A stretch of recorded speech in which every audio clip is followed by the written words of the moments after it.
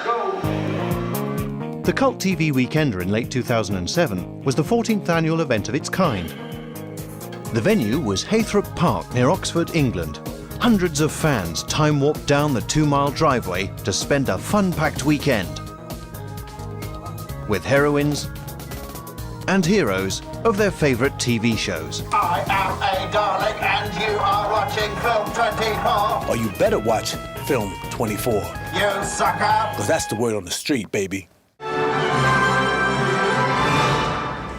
evening, ladies and gentlemen, and welcome to the 14th International Annual Cult TV Awards.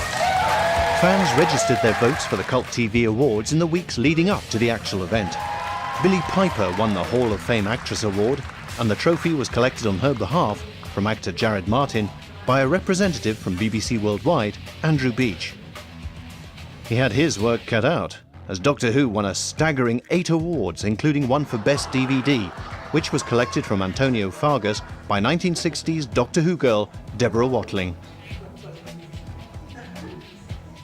Chris Tarrant couldn't be there to collect the prize for the Tiswas reunion, but he did send this video. I'm sorry not to be there to accept the award in person, but to be frank, Cult TV were too tight to bung me best. The Hall of Fame hero was the hugely popular Gene Hunt of Life on Mars, and Philip Glenister was there to collect from a real 70s icon, Huggy Bear.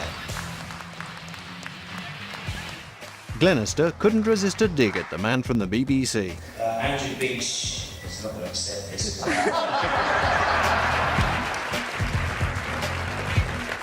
Glenister was there with the co-creator and executive producer of Life on Mars, the writer Matthew Graham. They were there on a weekend break from filming Ashes to Ashes, the direct sequel to Life on Mars, set in the 1980s, and once again featuring the larger-than-life Gene Hunt. Film 24 channel. Oh, great. Thank you for being the most intelligent and perceptive members of British television fandom. Thank you. Give yourselves a round of applause. So you've got lots of guests here, and you've got lots of punters here. Now, what do the punters get out of this? Well, the thing is, Cult TV takes a completely different attitude to these huge commercial affairs that take over places like the NEC or Earl's Court. They have just loads and loads of traders' tables, and within those traders' tables, also autograph signings, and that's basically your lot for those events. Now, we think that's just the beginning of what it is to appreciate these programmes. It doesn't all stop at 5 o'clock, which again is one of these problems with the commercial ventures. Basically, they get you in there at 9, you leave at 5, and that's about the size of it. We actually take over our venue all from Friday at noon right through to Monday at noon. So you've got 72 hours non-stop, and in the evenings we've always got something different. So how have you found Cult TV the weekend? It's been a wonderful, wonderful experience. Alex has done just a yeoman's job of organising everything. The people are wonderful. It's a beautiful estate here at Haythrop. I've never seen such a beautiful place for, to hang your hat. So with everything going on, do you actually get any sleep? Well, I've done quite well this year. I've managed an average of 3 hours a night, which is actually quite good for me at these events. This is my first convention. All right. Yeah, and I'm in my 6th or 7th decade. I kind of left the industry, went to Philadelphia. Cult TV it's a fantastic experience for me. I thought that there'd be a lot of people running around in tinfoil suits and, wearing balloon heads, and I'd be trapped in elevators. Well, first of all, there are no elevators that I could find. We have lifts. Lifts. Lifts. That's why I kept on asking for elevators. Ah, there you go. So, Heather, The Sound of Music, that was your first film, wasn't it? First film, yeah. It was a wonderful experience. It took actually a whole year to do, with Julie Andrews and Christopher Plummer, and working with such wonderful people. I understand he has a film coming out. That's doesn't he? Christopher Plummer. That's Yeah, that's right. Yeah. Yes. I recently saw him in a play on Broadway called Inherit the Wind, and he was brilliant. And I went backstage and gave him a hug, said hello to him, and I said, "Do you really remember me?" And he said, "I've spent 40 years trying to forget. It hasn't happened." Back in the main hall, another guest was first Vice President of the Screen Actors Guild, Kent McCord. If I had a point in history where I would like to have been a fly on the wall, would have been the Algonquin Hotel in New York City when Sam Goldfish, who became Samuel Gold, when Jesse Lasky and Cecil B. DeMille decided they were going to make a feature-length motion picture, the first one in our history that was really the formation and founding of modern-day cinema that brings us all together here. You can be listening to the interviews in our main theatre with particular celebrity guests who aren't signing at a particular time, and on the screen up flashes a set of the latest autograph numbers that are being taken, which are based on the people's registration numbers. So you're not queuing for hours on end. You're actually in the situation where you can carry on enjoying other parts of the event while you're waiting for your autograph numbers to be called. And how we arrange things with the autographs is you have the situation where next to them are a load of traders' rooms.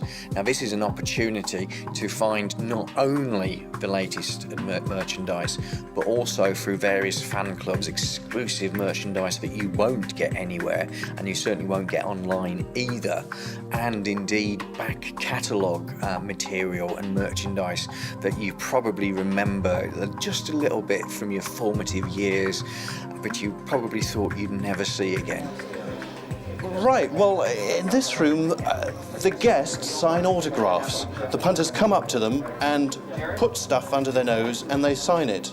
And it's not a check.